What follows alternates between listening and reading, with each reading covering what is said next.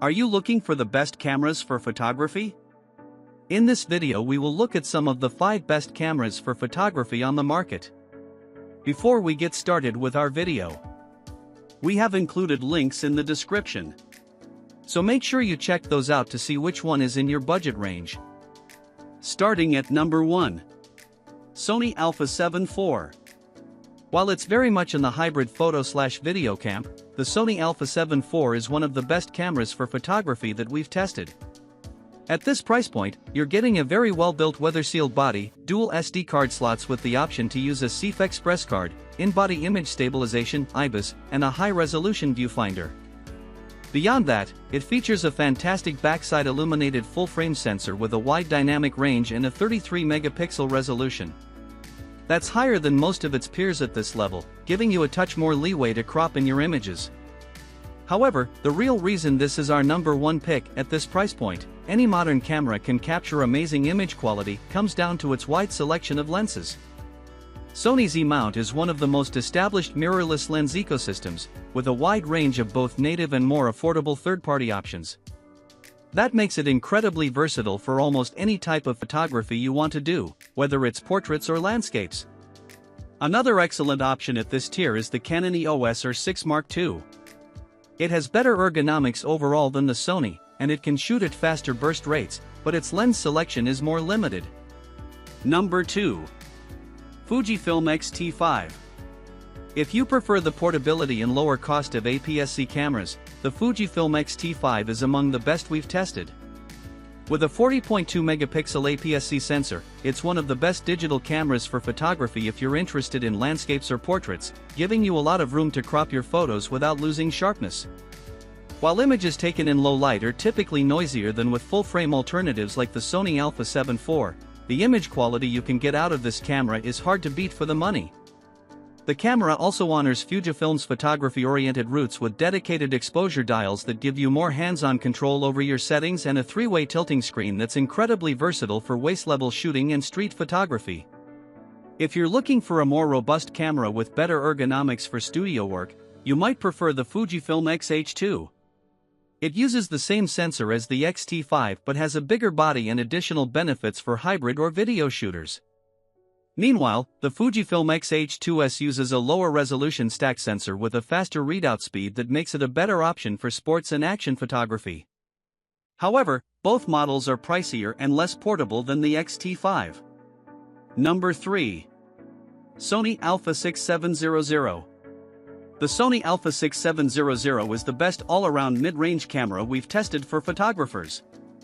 This hybrid model uses a 26-megapixel APS-C sensor and captures fantastic overall image quality. It's also relatively portable and has an excellent battery life, making it a good choice for long days on the go. The camera's autofocus system is also one of the most effective on the market, with AI-driven subject detection and incredibly accurate AF tracking. On top of that, it has IBIS and a wide selection of compatible lenses, including plenty of more affordable third-party options. If you don't want to fiddle around with RAW files too much, consider the Fujifilm X-S20 instead. Fujifilm is known for its excellent JPEG processing and film simulation profiles, making it a good choice for those who prefer to share their images straight out of the camera. Like the Alpha 6700, it has a high-res APS-C sensor and IBIS to help you shoot handheld at slower shutter speeds. However, its autofocus isn't as effective as the Sony's, so it's less suited to very fast subjects like sports or wildlife. Number 4. Canon EOS Rebel SL3/250D. The Canon EOS Rebel SL3/250D is one of the best cameras for photographers on a tight budget. It's an older DSLR, so it lacks some of the features found on newer mirrorless models, like advanced video specs and more accurate autofocus tracking algorithms. Having said that, a DSLR is the perfect place to start for photography, especially on a budget. It isn't as portable as most mirrorless alternatives, but the SL3 is Canon's most portable DSLR, and it has a much longer battery life than its mirrorless counterparts. Plus, its sensor still captures excellent overall image quality, and its optical viewfinder gives you an unfiltered view of your subjects. Beyond that, Canon's Rebel series is compatible with EFS and EF lenses, of which there are plenty of great options, including many that are affordable for budget shooters. If you want the portability of a mirrorless camera, the budget-tier Canon EOS R50 is a good alternative to consider.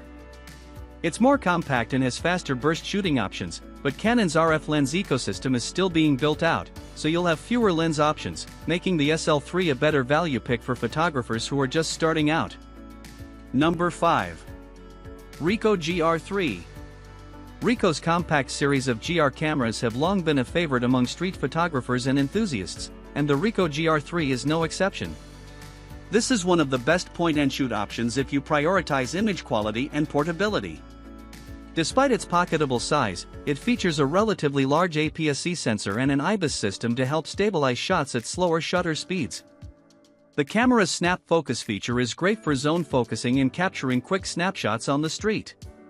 Plus, its built-in lens opens up to a relatively wide max aperture of f/2.8 and has a versatile 28mm full-frame equivalent focal length. If you prefer a narrower field of view, the RICOH GR-II9 is identical to the GR3 in every way except that it uses a 40mm equivalent lens. That more standard field of view is versatile for different kinds of photography, though it isn't as wide for landscape photos. It's also worth noting that the batteries on these models are small, so you'll probably need to invest in spare batteries or a power bank for longer shooting days.